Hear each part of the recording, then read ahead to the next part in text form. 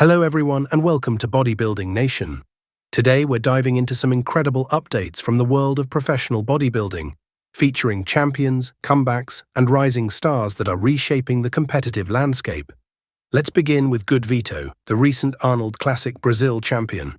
His coach appears to have given him a brief recovery period to enjoy some downtime and let his body recuperate before entering the crucial preparation phase for the upcoming Pittsburgh Pro. Don't let a few cheat meals mislead you into thinking Good Vito is backing away from the immense challenge that awaits him.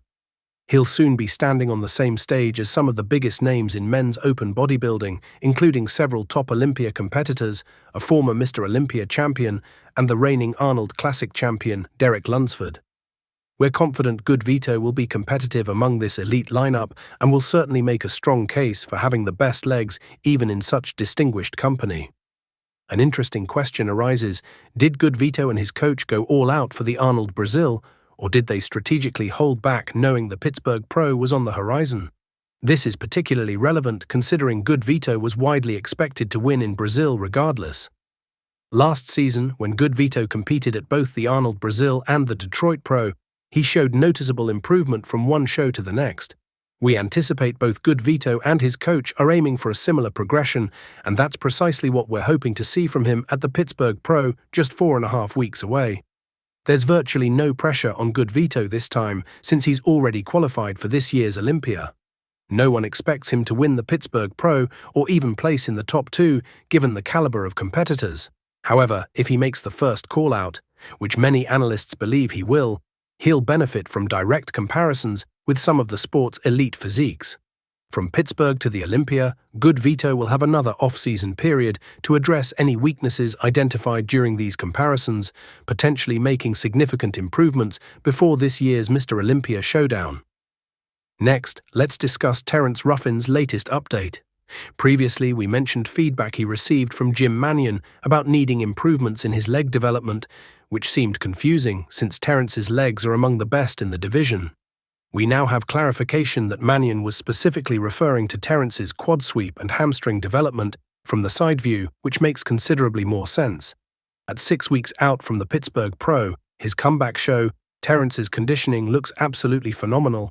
His hamstrings are coming in with impressive detail, his triceps are already showing beautiful feathering, and his waistline appears to be at its smallest ever. It's not that Terrence has reduced his waist size. Rather, he's added size everywhere else, creating a more impressive frame and enhancing his aesthetic appeal. Terrence's one-year transformation perfectly illustrates that sometimes taking time away from competition is necessary to evolve in this sport. This marks the second time in his classic physique career that Terrence has taken an entire year off. The last time he did so was in 2019. After which he returned to defeat former Classic Physique Olympia champion Breon Ansley and climb from 11th place all the way to 2nd place behind Chris Bumstead. This year, Terrence's potential seems even greater as his physique has become remarkably complete. His training methodology, characterized by slow, controlled movements, even with cable exercises, has generated significant discussion in bodybuilding circles. While a considerable percentage of industry experts advocate for more traditional training approaches, Terrence has clearly made tremendous progress implementing these alternative principles. Moving on to Regan, who's 5.5 weeks out from the New York Pro, his comeback competition after more than a year away. Recent photos of Regan justify the bold statements made by legends like Jay Cutler and Samir Bannout, suggesting that Regan could become Mr. Olympia in the near future if he dedicates himself entirely to bodybuilding.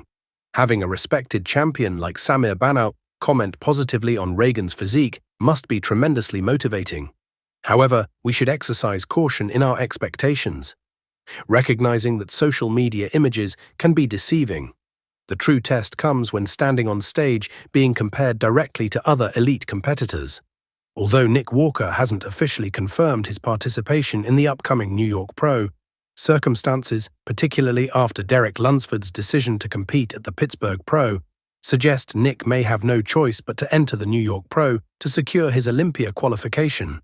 This would give Regan an opportunity to compare himself against one of the biggest names in the sport. Regan has confidently stated he intends to defeat Nick at this year's New York Pro. Regan currently displays one of the best shoulder-to-waist ratios among open division IFBB pros.